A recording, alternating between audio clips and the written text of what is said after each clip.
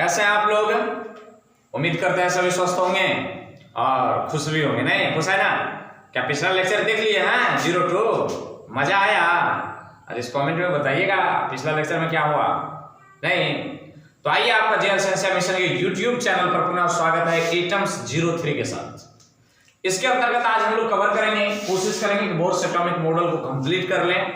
हो सकता है वीडियो के अधिक लेंथ होने की वजह से बीच में कट करना पड़ सकता है, पर कवर तो जरूर करेंगे। नहीं तो आइए, बोर्स पूरा नाम होता है इसका नील बोर्स, नील बोर, ठीक, नील बोर। तो ये नील्स बोर ने एटम का मॉडल दिया कितना 1913 में, आफ्टर डिस्कवरी ऑफ न्यूक्लियस। किसके खोज के बाद? केंद्रक के खोज के बाद, माने इसको क्या कह सकते हैं, after Rutherford's model. Rutherford's model के बाद इन्होंने अपना मॉडल प्रस्तुत किया नील्स बोर ने, जिसको हम लोग किसके नाम से जानते हैं? एटम के नाम से जानते हैं। इसका जो एक्सपेरिमेंटल एटम रहा है, नहीं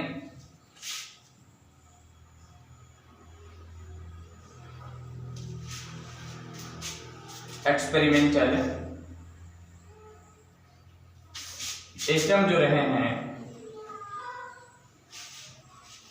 वो हाइड्रोजन एटम है। इन्होंने सारा काम, अपना जितना भी काम किया, इन्होंने किसको केंद्र मान करके? एटम्स को केंद्र मान, हाइड्रोजन को, हाइड्रोजन के परिक्षेप में, हाइड्रोजन के रिस्पेक्ट में इन्होंने अपना सारा व्याख्यान दिया। तो Niels Bohr 1913 after discovery of nucleus, या फिर कह सकते हैं आफ्टर रदरफोर्ड्स मॉडल। रदरफोर्ड के मॉडल के बाद इन्होंने नील्स बोर अपना मॉडल दिया, ठीक।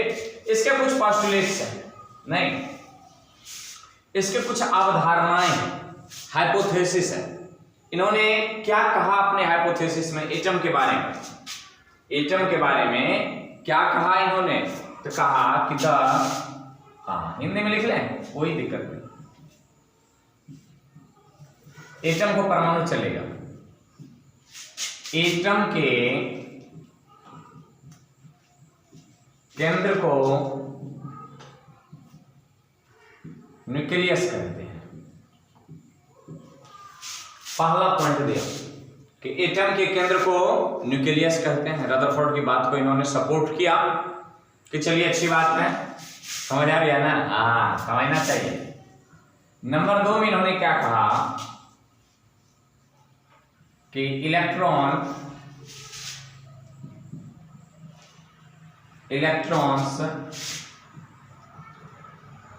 केंद्र के, या न्यूक्लियस लिखें, इलेक्ट्रॉन न्यूक्लियस के चारों ओर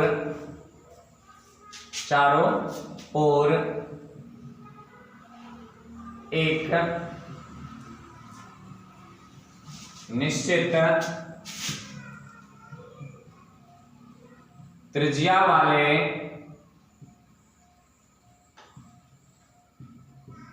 वृत्ताकार पथ पर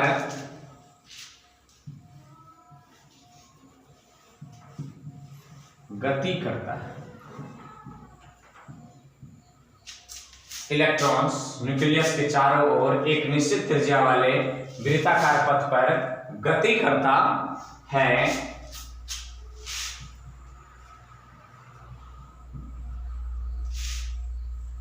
जिसका एनर्जी लेवल,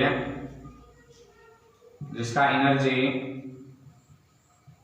कांस्टेंट होता है, उसे फिक्स्ड एनर्जी लेवल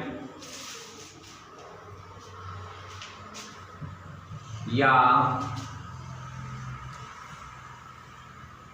ऑर्बिट्स कहते हैं। उसे क्या कहते हैं?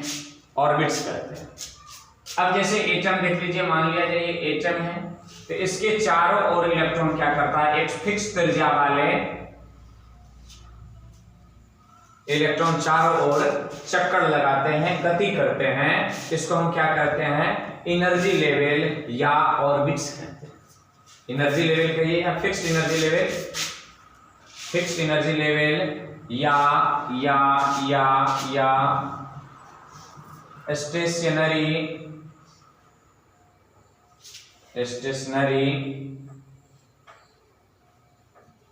स्टेशनरी ऑर्बिट्स कहते हैं। अस्थिर कक्षा, स्टेशनरी का मतलब अस्थिर कक्षा, फिक्स्ड एनर्जी लेवल का मतलब निश्चित ऊर्जा स्तर। इसको हम क्या कहते हैं? निश्चित ऊर्जा स्तर कहते हैं। ये पहला पॉइंट। दूसरा पॉइंट फिर से देख लीजिए, एटम के केंद्र न्यूक्लियस, एटम के केंद्र को न्यूक्लियस कहते हैं। इलेक्ट्रॉन्स न्यूक्लियस के चारों ओर एक निश्चित त्रिज्या वाले वृत्ताकार पथ पर गति करता है, जिसका एनर्जी कांस्टेंट होता है, उसे फिक्स्ड एनर्जी लेवल, निश्चित ऊर्जा स्तर या स्टेशनरी ऑर्बिट, अस्थिर कक्षा कहते हैं। कोई तकलीफ? ये बोर का अवधारणा है, नोट कर लीजिए प्रोडक्शन को, फिर इधर हम मिटाएंगे, इधर लिखेंगे। प्रोडक्शन नोट करें। चलिए, गति करता है जिसको हम लोग क्या कहते हैं? जिसका एनर्जी कांस्टेंट होता है, उसे फिक्स्ड एनर्जी लेवल, याद रखेंगे यहाँ पर। कक्षा को ही हम एनर्जी लेवल कहते हैं, इसका मतलब कक्षा, और उसी को स्टेशनरी ऑर्बिट कहते हैं। स्टेशनरी ऑर्बिट का मतलब कि इसका रेडियस चेंज नहीं होता, इसलिए इसको स्टेशनरी, अस्थिर कहते हैं। जैसे कि आप ग्रेविटेशन में पढ़े होंगे स्टेशनरी सैटेलाइट, जो एक जगह पर क्या होता है? फिक्स्ड होता है, और उसकी स्पीड वही होती है जो अर्थ की स्पेन स्पीड होती है। उसी स्पीड के साथ अर्थ और सैटेलाइट की स्पीड क्या होती है? एक समान होती है, जिसके कारण अर्थ का ऑर्बिट में सैटेलाइट का पोजीशन बदलता नहीं, वो अर्थ के साथ घूमते रहते हैं। वैसे सैटेलाइट को हम लोग क्या कहते हैं? स्टेशनरी सैटेलाइट कहते हैं। आप ग्रेविटेशन में निश्चित पढ़े होंगे क्लास 11 में। तो स्टेशनरी का माने अस्थिर, ऑर्बिट माने कक्षा। अब यहाँ इस कक्षा को हम क्या कहते हैं? एनर्जी लेवल भी कहते हैं। तो यहाँ पर देखिए, अगला नंबर 3, किसी भी, यहां पर ये बात लिखिए, परमाणु में अनंत कक्षाएं और अनंत ऑर्बिट्स होती है। आगे थोड़ी बोर से ये डिफर कर रहा है, पर बात ही ठीक होती है। जैसे देखिए, देखे होंगे के L M N O P इत्यादि से सूचित करते हैं। 1 ये ऑर्बिट्स है,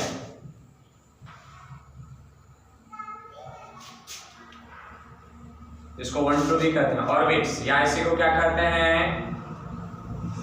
एनर्जी लेवल। ऑर्बिट्स कहिए या फिर एनर्जी लेवल कहिए। 1 2 3 4 5 6 इन्फिनिट रख दीजिए। अब देखिए, कभी कभी पूछ सकता है तुम्हें कि तीसरे कक्षा को क्या कहते हैं? लेटर में, अल्फाबेट में क्या कहते हैं? तो उसको एम कहते हैं। पांचवें को क्या कहते हैं? अल्फाबेट में ओ कहते हैं। छठे को क्या कहते हैं? पी कहते हैं। तो L M N O P Q आगे बढ़ते जाएंगे इसी तरह से, लेकिन आसान होता है सेकेंड थर्ड फोर्थ। यदि इसको ऑर्बिट कहते हैं 1 2 3, यदि अपन एनर्जी लेवल कहें तो इसको E1 कहते हैं, इसको E2 लेवल कहते हैं, E3 कहते हैं, इसको E4 कहते हैं, इसको E5 कहते हैं, dot dot dot dot dot dot dot dot dot dot dot dot dot EN। Clear? माने एनर्जी लेवल को अपना ई से डिनोट करते हैं, और ऑर्बिट को किससे करते हैं? तो चाहे आप ऑर्बिट कहिए चाहे आप एनर्जी लेवल कहिए, आपके ऊपर निर्भर करता है कि आप क्या करना चाहते हैं। पर आपका भी यहाँ मन चलने वाला नहीं है ना, मन चलने वाला आपका नहीं है। किसका मन चलेगा? वो एग्जामिनर या क्वेश्चन सेटर क्या कह करके कहा है, ऊर्जा स्तर कहा है, कक्षा कहा है, उसके आधार पर अब आप कहेंगे कि आप तो पढ़ा है एनर्जी लेवल और पूछ दे है कक्षा, तो मुन्ना ये तो वही बात है ना, कौन सी travelling by the train, journeying by the train, नहीं कहानी याद रखिए। आगे तीसरा नंबर, ये चौथा नंबर कहता है किसी भी ऑर्बिट्स, किसी भी ऑर्बिट्स में मूविंग इलेक्ट्रॉन का एनर्जी कांस्टेंट रहता है तथा मूविंग इलेक्ट्रॉन का एनर्जी उस ऑर्बिट्स का भी एनर्जी कहलाता है। समझिए जरा क्या कहता है, किसी भी ऑर्बिट्स में मूविंग इलेक्ट्रॉन का एनर्जी कांस्टेंट रहता है, माने बदलता नहीं है। इससे क्या स्पष्ट हुआ कि बोर्स महोदय कह रहे हैं कि moving electron does not emits any radiation, जो इलेक्ट्रॉन मूव करता है, गति कर रहा है, ये एक भी इलेक्ट्रॉन इमिट नहीं करता है, रेडिएशन का एनर्जी कांस्टेंट रहता है तथा मूविंग इलेक्ट्रॉन का एनर्जी उस ऑर्बिट्स का भी एनर्जी होता है। यदि किसी कक्षा के, मान लिया जाए पहली कक्षा की एनर्जी आपको 5 जूल निकला, तो पहली कक्षा में घूम रहे इलेक्ट्रॉन का भी एनर्जी कितना है? 5 जूल ही है। जैसे चौथी कक्षा में घूम रहे हैं, चौथी कक्षा का एनर्जी लेवल माने फोर्थ एनर्जी लेवल का वैल्यू जो है 25 जूल है, मान लेते हैं 25 जूल है, तो उस फोर्थ ऑर्बिट में या फोर्थ एनर्जी लेवल में मूविंग इलेक्ट्रॉन्स का भी एनर्जी क्या होगा? 25 जूल ही होंगे। वही बात करते हैं कि मूविंग इलेक्ट्रॉन्स का एनर्जी वही एनर्जी लेवल होता है। क्लियर? फटाक से इनको नोट करें, उधर हम मिटा करके लिखेंगे। क्या इधर छाप लिए होंगे? चलिए इधर छाप लिए, तब तक फटाफट नोट करें, फटाफट नोट करें।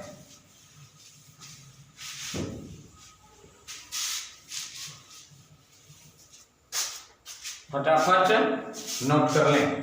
कर लिए होंगे? चलिए इधर लिखते हैं। नहीं देखिए क्या कहता है, तो इसको जरा हम डिजाइन कर लें। ये क्या कहता है? KLMNOPQRS। तो जरा देखिए यहाँ पर, ये यदि केंद्रक है अपना, ये यदि केंद्रक है, ये इसी को स्टेशनरी ऑर्बिट भी कहते हैं। KLMN आगे बढ़ते रहेगा, 1 2 3 4, इसी को कहते हैं E1 E2 E3 E4। आई बात समझ में? चाहे इसको आप KLM कहिए, चाहे इसको 1 2 3 4 कहिए, चाहे इसको, तो ये दोनों किसको डिनोट करता है? ऑर्बिट्स को। ये किसको डिनोट करता है? एनर्जी लेवल को। क्या एनर्जी लेवल, क्या ऑर्बिट्स अलग अलग है? क्या एनर्जी लेवल, क्या ऑर्बिट्स अलग अलग है? तो कहेंगे जी नहीं, एनर्जी और ऑर्बिट्स अलग अलग नहीं है। ये तो बातें हो गई। अगला नंबर, पांचवा नंबर कहता है कि ऑर्बिट्स में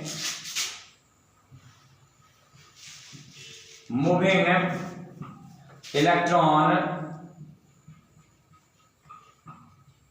किसी प्रकार की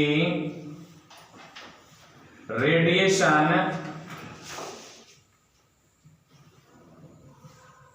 इमिट्स नहीं करता है। ऑर्बिट्स में मूविंग इलेक्ट्रॉन किसी प्रकार की रेडिएशन इमिट नहीं करता है, इसलिए तो इलेक्ट्रॉन का एनर्जी क्या होता है, कांस्टेंट होता है। तो ये पांचवा नियम अगला भी देख लेते हैं, फटाक से इनको आप नोट कर लीजिए। फटाक से हैं कितने नंबर तक हैं, आगे देखिए सामने फटाफट नोट करें, 5 नंबर तक है, इसमें कुछ रखा हुआ नहीं। अब नंबर होगा 6, कितने नंबर लेंगे, 6 नंबर लेंगे। क्या करता है कि किसी प्रकार के रेडिएशन इमिट्स नहीं करता, इसलिए इलेक्ट्रॉन का एनर्जी क्या होता है, कांस्टेंट होता है। क्लियर, आगे बढ़ जाते हैं। देखिए यहां पर किसी प्रकार की कंफ्यूजन नहीं होनी चाहिए, जो K है वही 1 है और वही E1 है, बशर्ते कि अभी तुरंत क्या लिखाए थे कि जो फर्स्ट ऑर्बिट के इलेक्ट्रॉन का एनर्जी होता है वही एनर्जी उस ऑर्बिट का भी एनर्जी कहलाता है। आई बात समझ में, इस ऑर्बिट में E1 का जितना वैल्यू होगा, इस E में मूविंग इलेक्ट्रॉन का भी वही वैल्यू होने वाला है। क्लियर, अब आगे बात करेंगे कि क्या इसमें 2 इलेक्ट्रॉन होगा तो ये दोनों का सेम एनर्जी होगा, इसके लिए तो बोर्स मॉडल बना ही नहीं। यहां पर एक्सपेरिमेंटल एलिमेंट में क्या लिखे थे,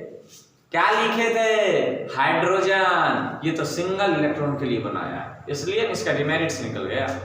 आगे देखिए कितना नंबर, 6 नंबर। क्या कहता है, इलेक्ट्रॉन्स केवल उसी, यहां देखो कहीं लाइटिंग तो नहीं हो रहा, उसी ऑर्बिट्स में मूविंग इलेक्ट्रॉन केवल उसी ऑर्बिट्स में चक्कर लगाता है, याद कीजिए, चक्कर हो सकता है, लगाता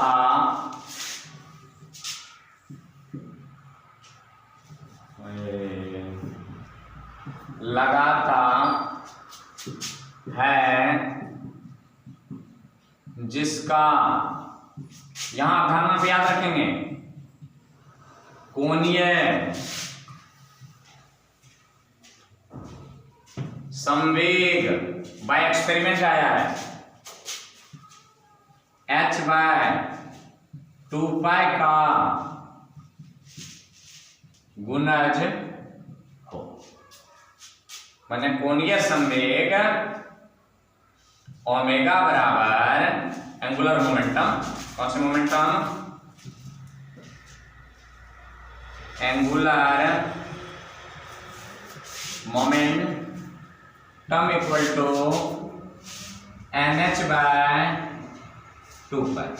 nh/2π, where n equal to number of orbits, energy level या कक्षा की संख्या कहिए या इंटीजर्स कहिए, 1 2 3 4 5 डॉट इन्फिनाइट। क्या कहता है कि इलेक्ट्रॉन केवल उसी ऑर्बिट्स में चक्कर लगाता है जिसका कोणीय संवेग h/2π का क्या हो, गुणज हो, मतलब angular momentum equal to nh/n, मतलब इसको हटा दीजिए, यहाँ पर मल्टीप्लाई कर लेते हैं n, किसका गुणज, नंबर ऑफ ऑर्बिट्स का, ये अवधारणा है, इनको याद रखना पड़ेगा। nh/, ये एंगुलर मोमेंटम, और किसका गुणज, एनर्जी लेवल का गुणज, किसका गुणज, जिसका कोणीय संवेग nh/2π का क्या हो, गुणज हो, मतलब ऑर्बिट्स, उसी ऑर्बिट्स में चक्कर लगाएगा जिसका कोणीय संवेग किसका गुणज हो, nh/2π का, सॉरी h/2π का गुणज हो। फटाक से नोट करें। तो चलिए यहां पर क्या लिखे हैं, एंगुलर मोमेंटम, जरा इनको देख लीजिए। तो इस एंगुलर मोमेंटम को हम किससे डिनोट कर दें, L वेक्टर। L वेक्टर बराबर क्या हो गया, nh/2π, L vector equal to nh/2π। एक चीज जानते होंगे आप कि नहीं, थोड़ी कंसेप्ट पकड़िए, L vector equal to P vector cross R vector, जानते हैं linear momentum into radius distance equal to angular momentum. तो जब ये जानते हैं तो L वेक्टर बराबर आप जानते हैं P R sine theta, P R sine theta. ये थीटा क्या है, तो ये theta equal to angle between linear momentum and radius. जरा देख लेते हैं, ये रेडियस r है और इसका एंगुलर मोमेंटम p इधर क्यों है, इलेक्ट्रॉन इसमें है। तो अब जरा देखिए इस r और p के बीच कितने डिग्री का कोण है, 90 डिग्री का। कितने डिग्री का, 90 डिग्री का। तो L वेक्टर इक्वल टू क्या हो जाना है, पी आर साइन 90 डिग्री। तो L वेक्टर इक्वल टू क्या हो जाना है, पी आर। तो L वेक्टर इक्वल टू क्या हो जाना है, जरा देखिए यहां पर P एम भी आर,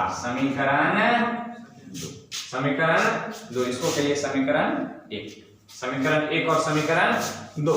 जहां m क्या है भैया, तो mass of, not my word, not लिख लीजिए, जहां m बराबर इलेक्ट्रॉन का द्रव्यमान, v बराबर कक्षा में जिसमें घूम रहा है उसमें इलेक्ट्रॉन की वेलोसिटी, r उस कक्षा के त्रिज्या, उस कक्षा के त्रिज्या। हो सके तो इसको हम लिख देंगे, फटाक से इनको नोट कर लें। हाँ, यहां पर थोड़ी स्पेलिंग मिस्टेक, रेडियम नहीं रेडियस, ये r। आइए समीकरण 1 और 2 को मिलाते हैं, इसको मिटाते हैं। नहीं, अभी और आगे बढ़ना, अभी और आगे बढ़ना। कमा नंबर तक गए, नंबर याद रखेंगे, कमा नंबर तक गए पता नहीं। समीकरण देखते हैं, समीकरण 1 तथा 2 से, इससे चलेंगे 1 तथा 2 से। देखिए L इक्वल टू NH/2 है, L इक्वल टू MV/R।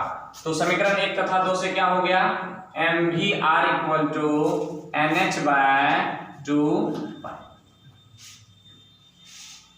समीकरण 3 क्लियर, इधर छाप लिया होंगे, इनको मिटाते हैं और सभी का क्या लिखते हैं, मीनिंग लिखते हैं। सभी का क्या लिखते हैं, मीनिंग लिखते हैं, क्या निकल करके सामने आता है।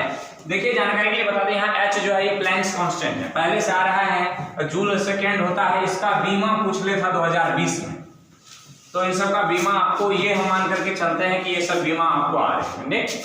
क्लियर, तो यहाँ पर m क्या है, v क्या है, r क्या है, n क्या है, h क्या है, क्या ये भी लिखे पाई क्या है, m क्या है, मास ऑफ इलेक्ट्रॉन, याद कीजिए ना।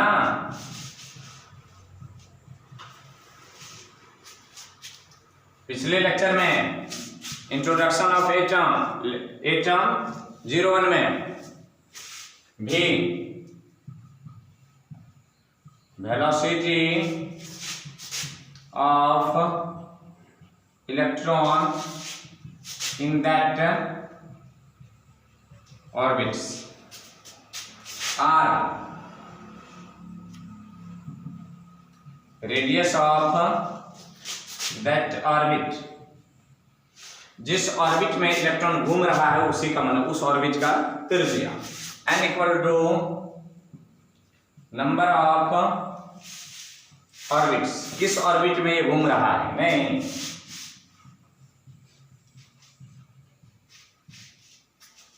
h equal to Planck's constant, value जानते हैं 34 जूल सेकेंड, जूल सेकेंड। इसका बीमा पूछा था। क्लियर, समीकरण 3, इनको फटाक से आप नोट कर लीजिए, हम इनको इरेज कर देंगे और अगला नंबर लिखेंगे, फटाक से नोट कर लें। तो 6ठे नंबर तक हम लोग गए थे, 7वां नंबर देखते हैं। यहां पर कहता है किसी ऑर्बिट्स में इलेक्ट्रॉन स्वतंत्र पूर्वक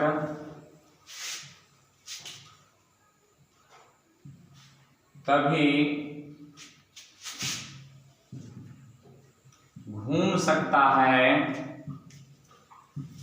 जब उसका कंसेप्ट पकड़िए,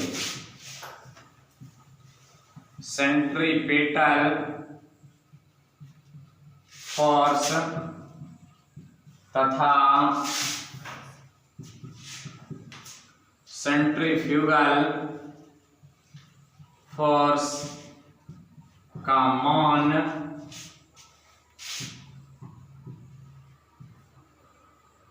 बराबर हो। बस हो गया, पकड़ लिया सेंट्रीपेटल फोर्स और सेंट्रीफ्यूगल फोर्स। आइए कुछ कॉन्सेप्ट धर लेते हैं सर्कुलर मोशन के। किसके? सर्कुलर मोशन के। जैसे मान लिया जाए कि ये अपन का एक रस्सी, क्या है ये? रस्सी मान लेते हैं अपन, ये रस्सी है और ये थोड़ी मान लेते हैं मार्कर, थोड़ी डिजाइन कर लेते हैं, नहीं ये रस्सी है, इसका ये रेडियस मान लेते हैं, इसको घुमाते हैं, ये स्वतंत्र पूर्वक घूम रहा है। जरा देखिए, चक्कर लगा रहा है, चक्कर इनका चल नहीं रहा है, चक्कर लगा रहा है। ये क्लियर? ये जब चक्कर चल रहा है तो इसका मतलब जो ये पार्टिकल जो है, ये मार्कर जिसको देख रहे हैं, स्थिर करके दिखा दें, देख रहे हैं ना? हाँ, ये मार्कर है। हाँ, ये जो घूम रहा है, इसके घूमने में दो बल काम करते हैं। एक का नाम होता है सेंट्रीपेटल, दूसरा का नाम होता है सेंट्रीफ्यूगल। सेंट्रीपेटल फोर्स जो आता है वो वेलोसिटी की वजह से आता है। ये चाहता है कि हमेशा रेडियस को छोड़ दे। जैसे देखिए, यदि सेंट्रीपेटल फोर्स माने केंद्र से बाहर की ओर लगने वाला बल का मान बराबर होगा तो ये भाग जाएगा, यूं भाग गया। यदि दोनों का बल का मान बराबर होगा तब ही ये स्वतंत्र पूर्वक घूम पाएगा। यदि दूर भगाने वाला सेंट्रीपेटल फोर्स का मान यदि घट गया तो ये रेडियस पर सेंटर पर आकर के गिर जाएगा, यूं गिर गया नहीं। इसलिए इसको स्वतंत्र पूर्वक घूमने के लिए इसका अभिकेंद्रीय बल और अपकेंद्रीय बल दोनों का मान क्या होना मांगता है? जे बराबर होना मांगता है।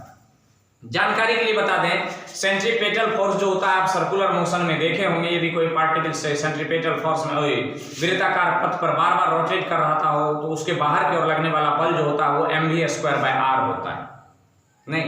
और सेंट्रीफ्यूगल फोर्स के बारे में आप जानते होंगे या कभी बताए होंगे कि वो होता नहीं, वो कोई दूसरा बल आके बन जाता है, नहीं।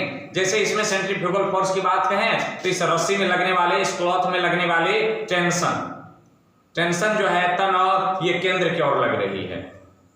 तो ठीक उसी प्रकार इलेक्ट्रॉन में भी कोई ऐसा फोर्स होगा जो एक केंद्र की ओर लगता होगा और जो एक केंद्र से बाहर की ओर लगता होगा। जरा देख लेते हैं दोनों फोर्स।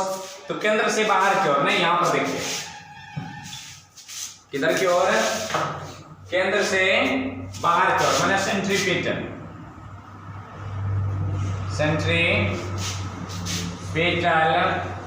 फोर्स, इसको अपन एफसी कहते हैं। क्या कहते हैं?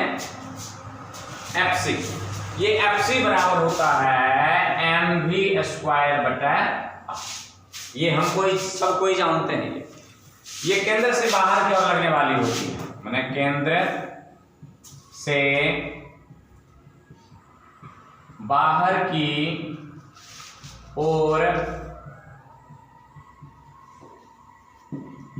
लगने वाली बल।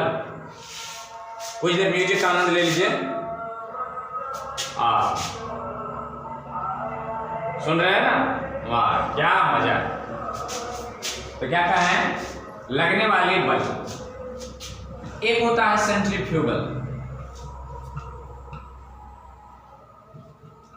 सेंट्रीफ्यूगल फोर्स, माने केंद्र की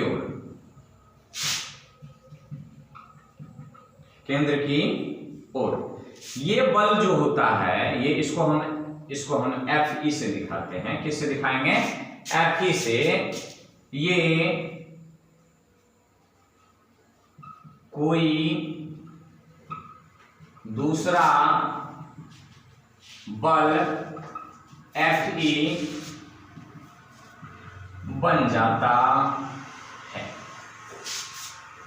ये बात कभी बताए होंगे, ये सेंट्रीफ्यूगल फोर्स कुछ होता नहीं है, कोई अन्य फोर्स है जो क्या बन गया, सेंट्रीफ्यूगल बन गया, सेंट्रीफ्यूगल बन गया। तो अब जब इलेक्ट्रॉन चक्कर लगाएंगे, क्या लगाएंगे, चक्कर लगाएंगे, तो ये तो फोर्स ये हो गया Fc, और दूसरा Fe क्या होगा, तो जरा देखते हैं कौन केंद्र की ओर लग रहा है। इनको नोट कर लीजिए, इनको एक बार मिटा देंगे आप, फटाक से इनको नोट कर लीजिए।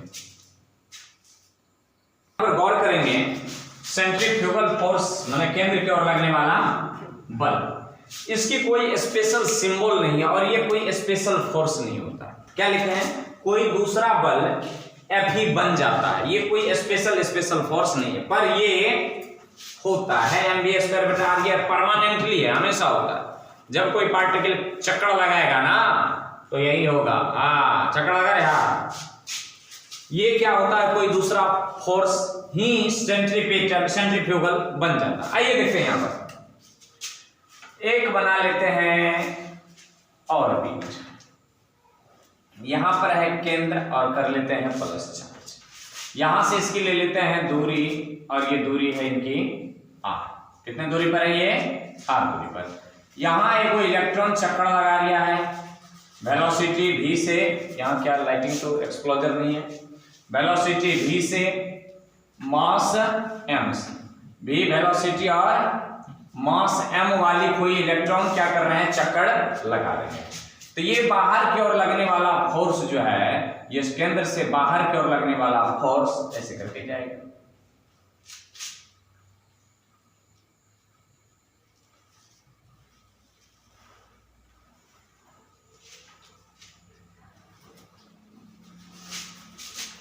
ये क्या होता है, Fc, इधर की ओर लगने वाला फोर्स क्या होता है, Fc। ये कहता है कि हम बाहर भागेंगे, और Fc बराबर क्या लिखे हैं, mv²/r, v इलेक्ट्रॉन की velocity, m mass of electron, r radius of that orbit. अब यहां पर देखिए, एगो यदि इलेक्ट्रॉन है, यहां पर क्या है, इलेक्ट्रॉन है, तो यहां पर प्रोटॉन है या कोई न्यूक्लियस, तो यहां पर मान लेते हैं इसका चार्ज जो है ये q1 है और इसका चार्ज क्या है, q2। तो यहां पर ये क्या करता है, इसको, इस इलेक्ट्रॉन को अपने और ये खींचता है, फोर्स किससे, Fe से, और यही इलेक्ट्रोस्टैटिक फोर्स बन जाता है, कौन सा फोर्स, सेंट्रीफ्यूगल फोर्स। इसलिए Fe लिखे, इसके पीछे रीजन, और रस्सी वाली बात होती तो टेंशन बनता तो यहां लिख देते Ft। क्लियर। तो Fe बराबर, देखिए ये पॉजिटिव चार्ज है और ये क्या है, ये नेगेटिव चार्ज है, दोनों के बीच क्या होगा, आकर्षण बल कार्य करेगा। तो आकर्षण बल Fe बराबर हम लोग क्या जानते हैं इलेक्ट्रोस्टैटिक्स में, K Q1 Q2/r², यही जानते हैं। देखिए Q1 क्या है, Q1 charge of electron equal to क्या कहेंगे इसको, E-, क्या कहेंगे, चार्ज ऑफ इलेक्ट्रॉन, माने इलेक्ट्रॉन का चार्ज E है, बराबर Q2 क्या है, चार्ज ऑफ न्यूक्लियस, और न्यूक्लियस में किसकी वजह से चार्ज, तो प्रोटॉन की वजह से, और प्रोटॉन की संख्या कितनी, तो उस परमाणु के परमाणु संख्या के बराबर प्रोटॉन की संख्या, होता कि नहीं होता, तो परमाणु की संख्या गुना परमाणु की संख्या कहिए या प्रोटॉन की संख्या कहिए। पिछले लेक्चर में इंट्रोडक्शन ऑफ एटम्स में, इंट्रोडक्शन अबाउट एटम में बताए होंगे कि प्रोटॉन की संख्या वही होती है जो उस परमाणु की परमाणु संख्या होती है। क्लियर। तो केंद्र पर, केंद्र में रहता कौन है, प्रोटॉन एंड न्यूट्रॉन। अभी न्यूट्रॉन की तो कोई जिक्र ही नहीं हो रही है, तो केंद्र में है कौन, प्रोटॉन जो पॉजिटिवली चार्ज है। रदरफोर्ड अल्फा पार्टिकल एक्सपेरिमेंट, तो ये दोनों क्या करता है एक दूसरे के बीच आकर्षण। तो यहां पर एगो इलेक्ट्रॉन है तो Q1 charge of electron equal to E- ले लिए हैं, नहीं यहां पर E- नहीं, इसको माइनस E कहिए, बराबर मॉड ऑफ E, बराबर क्या हो जाएगा, मॉड ऑफ E। अब चार्ज ऑफ न्यूक्लियस की यदि हम बात करें चार्ज ऑफ न्यूक्लियस की। तो न्यूक्लियस में है कौन चार्ज पार्टिकल? प्रोटॉन। प्रोटॉन की संख्या क्या होती है? तो जो किसकी संख्या होती है? परमाणु की संख्या होती है, वही प्रोटॉन की भी संख्या होती है। नोट कर लिए थे ना? आगे बढ़ने वाला है ये। अब आगे ये बढ़ रहा है धीरे धीरे कदमों को आगे बढ़ाते हुए, और ये देखिए तो जेड। और प्रोटॉन पर जो चार्ज होता है, वो जितना चार्ज इलेक्ट्रॉन पर होता है उतने चार्ज प्रोटॉन पर भी होता है। याद कीजिए, पिछले लेक्चर को आप देखे होंगे, प्रोटॉन का आवेश 1.6 गुना 10 के पावर माइनस 19 कूलम, इलेक्ट्रॉन का आवेश माइनस 1.6 गुना 10 के पावर माइनस 19 कूलम। चार्ज तो वही है बराबर, तो ई इसको क्या लिख सकते हैं हम? मॉड ऑफ जेड ई। चूंकि ये माइनस में होता है और ये क्या होता है, इसको एक बार और लिख दीजिए, एक बार ही और लिख दीजिए, नहीं प्लस जेड, प्लस जेड। इसके कपाड़ पर माइनस, तो इसके कपाड़ पर प्लस। चार्ज ऑफ इलेक्ट्रॉन, लेकिन नेचर कैसा? पॉजिटिव। चार्ज ऑफ इलेक्ट्रॉन पर नेचर कैसा? इसको भी एक बार और लिखें, बराबर माइनस ई, बराबर माइनस ई। इसको भी एक बार लिखेंगे, जेड गुना माइनस, जेड गुना प्लस ई, जेड गुना प्लस ई। इसको क्या लिखेंगे? मॉड ऑफ माइनस ई बराबर ई। क्लियर? इसको क्या लिखेंगे? जेड ई। तो इसको क्या कर दीजिए? Mod of Z E plus minus plus, तो बराबर क्या हो जाएगा? Z E plus. तो केंद्रक के चार्ज को किससे डिनोट करते हैं?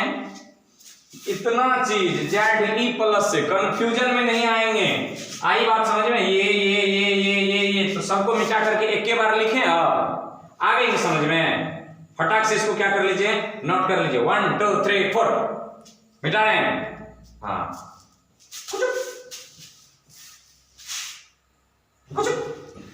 चल गया। तब लिखेंगे क्या? तो E माइनस जेड ई। समझ में आ गया ना? ये हुआ कैसे? तो चार्ज ये हो गया, आगे इसको रखेंगे यार, FC को कहीं कक्षा में लिख लेते हैं। तो FC इक्वल टू क्या आ गया है? mv² बटा r। अब देखिए यहां पर Fe बराबर क्या होना है? K तो K रहेगा, Q1 चार्ज ऑफ इलेक्ट्रॉन ना, गुना यहां पर जो लेते हैं ना, मोड में लेते हैं, पता है ना किस में लेते हैं? मोड में। चार्ज ऑफ न्यूक्लियस तो क्या हो जाएगा? Ze बटा r², ये रेडियस r²। तो Fe बराबर क्या हो गया? kZe² बटा r²। समीकरण उसको क्या कहते हैं? कुछ नहीं, ये FC आ गया। अब ये देखिए जरा कि ये इधर की ओर, FC इधर की ओर, Fe इधर की ओर, पर मैग्नीट्यूड क्या होनी चाहिए? बराबर होनी चाहिए। नहीं, electron freely move only magnitude of Fe माने Fe plus FC equal to क्या होनी चाहिए? 0। मतलब कि Fe बराबर minus FC। Electron freely move only Fe plus FC equal to 0, माने Fe equal to minus FC। Magnitude क्या हो गया? Fe equal to FC। Magnitude तो दोनों की सेम होगी, पर निगेटिव साइन इंडिकेट्स डायरेक्शन। तो निगेटिव साइन क्या कहता है? डायरेक्शन क्या होगा? Direction opposite. मैग्नीट्यूड समान पर डायरेक्शन अपोजिट, एक दूसरे के विपरीत। हमें मैग्नीट्यूड नहीं चलना है, फटाक से इनको नोट कर दिया, आगे बढ़ते हैं। तो चलिए यहां देख लिए Fe और FC दोनों क्या हो रहा है? मैग्नीट्यूडली इक्वल हो रहा है। आगे बढ़ाएं इसको मिटा देंगे और दोनों को बराबर कर लेते हैं। और यहीं से लास्ट कर देंगे, क्योंकि वीडियो की लेंथ बड़ी लंबी हो रही है, इसको पार्ट 1 करके पढ़ लीजिए। अभी कुछ कैलकुलेशन बाकी है, क्या पढ़ेंगे अगले लेक्चर में आपको हम बता देंगे। कैलकुलेशन है इसमें। देख लीजिए जरा क्या हो रहा है यहाँ पर। तो यहाँ पर हो रहा है F इक्वल टू FC, मैंने मैग्नीट्यूडली दोनों क्या है बराबर है। तो mv स्क्वायर बटा r बराबर के mv स्क्वायर, उसी के बाद लिखेंगे अब बटा r इक्वल टू के ZE स्क्वायर बटा r स्क्वायर। ठीक, यहां से देखिए r स्क्वायर से r स्क्वायर को मरना पड़ेगा। तो mv स्क्वायर बराबर के ZE स्क्वायर बटा, यही अपना आगे चल करके काइनेटिक एनर्जी भी बन जाता है दोनों और 1/2 से गुना करने पर। तो 1/2 के ZE स्क्वायर नहीं, तो यही काइनेटिक एनर्जी बन जाएगा। तो इसको समीकरण कह लीजिए, क्या समीकरण कहेंगे याद रखेंगे, या फिर इसको काटे बिना याद रखें, काटे बिना भी याद रख सकते हैं, या ये कहिए या ये कहिए, कोई तकलीफ नहीं है। तो देखिए आज हम लोग क्या कवर किए, इनको नोट कर लीजिए फटाक से। और क्या क्या आज कवर किए, इनमें से 2 फार्मूला जो है काफी उपयोगी है, अगले लेक्चर में जो आएंगे काम आएंगे, उस फार्मूला को हम यहाँ लिख रहे हैं। अगले लेक्चर में आने वाला सूत्र, अगले लेक्चर में 2 फार्मूला का हम लोग उपयोग करेंगे। नहीं, पहला नंबर mv बराबर NH/2 है, और दूसरा mv स्क्वायर बटा r बराबर के ZE स्क्वायर बटा r स्क्वायर। इन्हीं 2 फार्मूला का ये नोट करना है, या नहीं क्वेश्चन लिख लीजिए। इन्हीं 2 फार्मूला का अगले रोज हम लोग उपयोग करेंगे और निकालेंगे क्या क्या, रेडियस ऑफ ऑर्बिट जिसको बोर्स ऑर्बिट कहते हैं, velocity of electron in orbit, velocity of electron in orbit, उसके बाद एनर्जी ऑफ इलेक्ट्रॉन माने total energy, T of electron energy, उसके बाद के निकाल लेंगे इलेक्ट्रॉन की काइनेटिक एनर्जी, जो अभी तुरंत बताए थे, इसमें दोनों और 1/2 से गुना करें तो काइनेटिक एनर्जी निकल जाता है। उसके बाद क्या निकाल लेंगे हम लोग, पीई निकाल लेंगे। और पीई के लिए बता दें क्या, इलेक्ट्रोस्टैटिक्स आप पढ़कर के आएंगे कि 2 आवेशों के बीच स्थितिज ऊर्जा पोटेंशियल एनर्जी आप पढ़े होंगे कि Q1 Q2 बटा R, यही होता है। तो पीई निकालेंगे तो क्या क्या, 1 2 3 4 5 कैलकुलेशन है, जो अगले लेक्चर में हम लोग मैंने बोर्स मॉडल पार्ट 2 में कवर करेंगे। तो आपको वीडियो कैसे लग रहे हैं, रेगुलर आप पढ़ाई कर रहे हैं कि नहीं कर रहे हैं, पढ़ने में मजा आ रहा है कि नहीं आ रहा है। नहीं, थोड़ी बहुत इधर उधर कॉमिक हो जाता है, पर आज सीरियस टॉपिक था। क्या था जी, आज सीरियस टॉपिक। इसको आप नोट तैयार कर लीजिए और 5 बार क्या कर लें, फटाक से रट्टा मार दें, यह आपकी अपनी संपत्ति हो जाएगी। और इनसे ढेर सारे क्वेश्चन पूछे जाते हैं। तो इन्हीं चंद शब्दों के साथ हम लेंगे आपसे विदा, फिर मिलेंगे अगले एपिसोड में 8 टर्म्स 04 में बोर्स मॉडल पार्ट 2 में मिलेंगे। तब तक के लिए शुभ विदा, खुश रहें, सुखी रहें। पर जाते जाते एक रिक्वेस्ट, यदि आपके लिए इतनी मेहनत हो रही है तो आप वीडियो को लाइक, शेयर और चैनल को सब्सक्राइब अवश्य कर दीजिए। धन्यवाद।